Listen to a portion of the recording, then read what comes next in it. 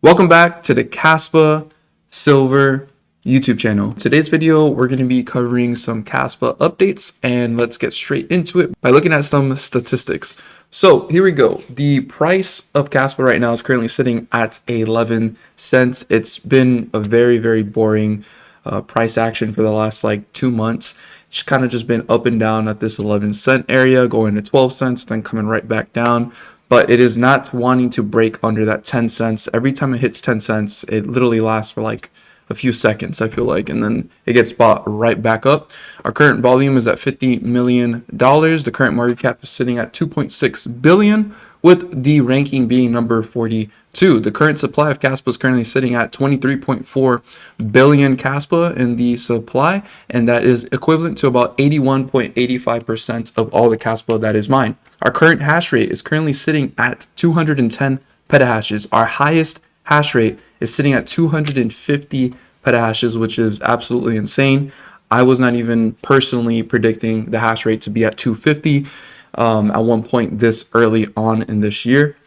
At this rate, I could see maybe the hash rate reaching over 300 petahashes by the end of the year if it continues the trend it's been doing. The current reward for Kaspa is currently sitting at 117 Kaspa. The next reward is going to be 110 Kaspa per block, and that is going to happen in 6 days is when the next block reduction is going to be happening. I did recently notice that the active addresses has gone up a little bit. It's currently sitting at 339,490. Just be aware that this number does not represent actual individual people holding Kaspa. Remember, one person can hold multiple addresses, especially because in Kaspa's UTXO model, you can have a ton of addresses and all associated to one person. Currently looking at the Kaspa to Rust nodes, you can see there's 275 Go nodes with 73 Rusty public nodes. And if we go over to Kaspalytics, we could go ahead and look at the homepage and see that currently 20.39% of all the blocks are being mined in Rust, and we are currently trying to move over to Rust so that we can then prepare for 10 blocks per second. If we're looking at inactive supply for the last 3 months, you could see here that in the last 3 months, 57% of Kaspa has not moved at all. In the last 6 months, we're at 36%. In the last year, we had a huge jump right here, about 2% recently. 20% of all of Kaspa has not moved in over a year. And in 2 years, 2 years has been on a rise as well, now hitting over 4% of all the supply of Kaspa has not been moved in over 2 years. Now, when looking at this, these metrics of inactive supply isn't necessarily the best thing to be happening for a cryptocurrency project, because of course we do want the currency to be circulating much more. But just remember, Kaspa is still in its early stages of adoption, so of course it's going to be viewed more as a store of value while it's still trying to get its adoption in the global scene. Moving on now to some topics to discuss about Kaspa. Finally, Kaspa has released the first part of 4 of the Kaspa Israel meetup. It is a little bit difficult to watch because you do have to read the subtitles to be able to know what they are saying, because they did this fully in Hebrew. I started watching this, and I will for sure watch all of them 1 through 4 and then make a video dedicated to summarize all of this. And hopefully we may get some really cool information, because I know Michael talks in this, Shai talks in this, I believe, Jonathan talks in this, and then another developer does talk in this meetup that happened in Israel. And so I'm going to be watching all those and hopefully give you guys a summary video all in English, so that you guys don't have to sit and watch these videos, because it looks like they're probably going to be close to about an hour each, with each person discussing what is going on with Kaspa there. Next, what we have here is a spoiler about KasPlex, and this is just showing like the user interface of KasPlex. You can see that it does say something about inscriptions. And over here, this person is currently minting a NFT, it looks like, on Kaspa using KasPlex. It looks like these are like NFTs, and it says recent inscriptions. But it does look like KasPlex is going to be coming into beta next month. And this is huge because this isn't exactly like smart contracts. This is like inscriptions that are already on Bitcoin itself, but it's going to be very, very good for Kaspa because it will drive a lot more adoption, because this will allow people to build NFTs, tokens, and possibly stable coins on Kaspa. Next, this user here says the crypto payment service provider CoinPal, one of the board members of Kaspa Foundation, is now an official partner of Binance Pay. Are you guys thinking what I am thinking? And what is being suggested here is the fact that since CoinPal is an official partner of the Kaspa Foundation, and now the CEO announced that there is a partnership with Binance, this must obviously mean that Kaspa should eventually come to Binance, and I believe it will happen sometime this year. They already have futures on Binance, and now basically I personally believe that these exchanges are waiting for the Rust migration to finish before they actually decide to list Kaspa. That could be one of the reasons, or they could be waiting for KasPlex to be done so that there's actually more utility and more usage on the chain before they want to list Kaspa. There's many different reasons of why they may or may not be listing it yet, but just know it's going to be in the future. It's not a matter of if, it's more like when now, because there's a lot of indicators showing that Kaspa will get listed on Binance eventually. The next post here, we have Michael Sutton saying, to date, not a single significant bug / issue was reported for Kaspa on Rust mainnet RC. And Elper says, awesome, announce it as official recommended release then. It's been running 2+ weeks now. And Michael Sutton responded saying, we should start planning the release in the coming days. So this is officially going to happen, that the official release of Rust will be coming within the coming days, hopefully. And this will allow everyone to really get the idea that we're moving over to Rust. And this will also involve the fact that KDX is going to eventually get abandoned, and we're going to be switching over to KNG. Now, from what I've heard, this is trying to be built to be a seamless transition.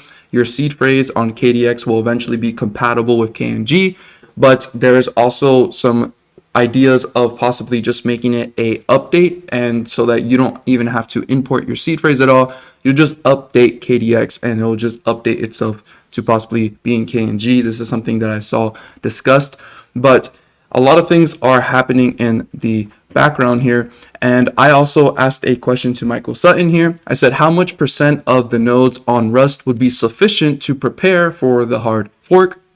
And Coder Stuff decided to reply to me and said, we want to have as close to 100% as possible of nodes on Rust. If there's a significant amount of hash rate that hasn't moved, we want to know why. Preparing for the hard fork can be done anytime after stable release is out.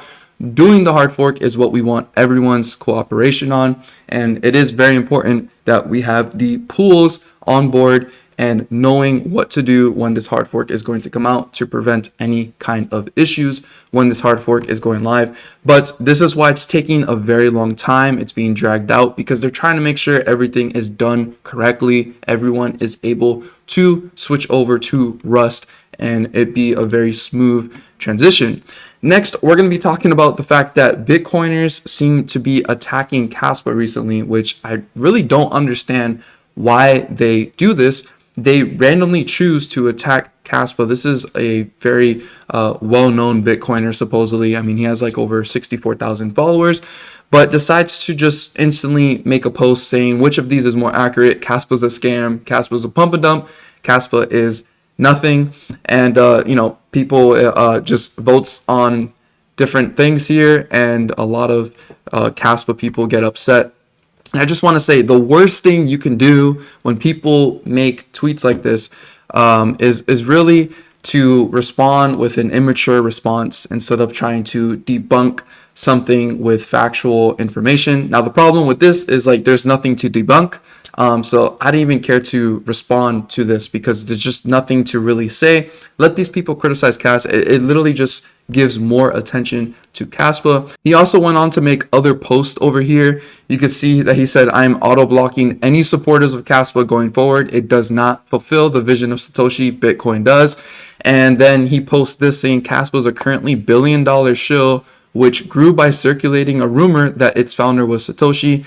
this is just garbage for a conspiracy theory rabbit hole. And it looks like he's getting his information about Kaspa just from Reddit instead of doing the deep dive and actual research. I've literally made one video ever talking about this rumor that supposedly Jonathan Samplaninski is Satoshi. I personally don't like to continue it because it's really just a rumor. Someone made it up for fun. And there are a lot of coincidences and it is pretty interesting, but I don't run with that. That's like not one of the biggest narratives Kaspa has. But the fact that people do think that Jonathan may be Satoshi, that itself is a bullish fundamental because a lot of other projects could never have a founder be associated so closely to Satoshi or have people think that they are possibly Satoshi. This doesn't really happen with most projects. So this is just like a fundamental that, of course, will just be bullish for some people because some people may think that it is true. And personally, I don't subscribe to think it is true. I don't really think it is true at all. But this is just a testament of the Bitcoiners and how they act. They don't really put any actual claims that you can debunk. They just make statements. They say things are scams. They don't really do their deep dive research. Thankfully, he didn't block me. I did respond to one of his tweets, but he just never responded to me. I gave a very just simple response to him as he was getting upset about the vision of Satoshi, because people will complain about this all day. And, you know, I did respond to him right here saying, I think the common belief is that Kaspa and BTC are at odds with each other, and I do not hold this view at all. They complement each other. Whether or not we agree about Satoshi's vision can be debated forever. What I know is that I want a neutral base layer money system that can provide peer-to-peer transactions at the speed of light on the base layer to avoid the layer 2 risk that BTC is currently relying on. Cas provides this. BTC provides a store value. Both have a place in the market, and I believe they can coexist with each other. Feel free to block, but sadly, the blocking technique speaks volumes about where the Bitcoin community is at, and it's sad that we cannot discuss things in a civil manner. If Cas truly is a waste of time, instead of blocking people, let's discuss it. People learn more when you can back your claims. And honestly, he just ignored this and didn't really make any real claims against Kaspa, just made opinions that really hold no water when you do your research. Another interesting thing about a Bitcoiner is Bitcoin University recently got interested in Kaspa a whole lot more, and the user over here, BRT, actually requested Bitcoin University to unblock me, and he actually did. So I currently am no longer blocked by Bitcoin University, which is pretty nice, and we did discuss a little bit about Kaspa. And of course, there was just a lot of Bitcoin talking points that were made back and forth. But ultimately, Bitcoiners are just getting at the point where they cannot ignore Kaspa. They really have no choice but to start addressing it because they're realizing that their arguments are not holding much water anymore. So they have to understand it more so that they can maybe come up with better arguments against Kaspa. Because seriously, I have not heard a seriously good argument against Kaspa. A lot of the things they said is just not thinking realistically about things. Moving back over to KasPlex, as I was mentioning, that they are going to have an open beta next month. They said exciting updates ahead next week. We're completing major milestones, deploying, minting, and transferring KRC20 tokens, along with indexer and API integrations. Our roadmap is in progress, with an open beta planned for next month. Stay tuned for more updates. And I want to make a dedicated video about KasPlex and KRC20, but I'm waiting for them to come out with some updates about KasPlex and explain it more in detail, because there's just a lot of confusions about it, and I don't really want to make a video without having all the details and facts. So I do want to make sure I do that first. Also, Forbes has recently put out an article that a lot of people were saying that they were fighting Kaspa, but basically they listed a bunch of blockchains that they believe are zombie chains, meaning like no one really uses them, but they're still worth over billions of dollars. You can see that Kaspa was put on the list over here, and when we zoom in here, it says Kaspa is a payment system like Bitcoin with little discernible use. That was their opinion on Kaspa. Why they believe it's a zombie chain? They just believe it's just like a payment system, similar to Bitcoin with no use. Clearly, this isn't deep research, and literally like a month ago, they were recently advertising that Kaspa is one of the 5 altcoins to consider buying for the next bull run in 2024. Now, mind you, these articles are written by individual people, so it's not really Forbes themselves behind making these articles, how one is being bullish on Kaspa, the other one is being bearish on Kaspa, but it's just funny to see this. Never listen to articles telling you things about cryptocurrency. I think that's like the worst place to get your information, articles from like major news sources, because honestly, it's just random people putting their ideas on these websites. And then, you'll always see like articles with XRP going to $1,000, which obviously makes absolutely no sense. So always be careful with articles that you do see online, and just keep doing your own personal research as always.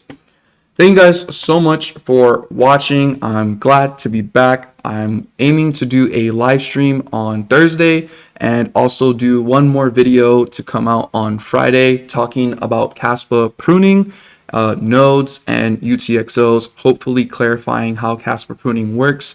I just believe you do need to explain how nodes and UTXOs work to kind of understand how pruning works on Kaspa. So before we go, if you haven't gotten your exclusive Kaspa Tantrum branded wallet, there's still 644 wallets left. They just started shipping out today. So if you do click pre-order, you will probably get yours within a week or two, because they did start shipping them out today.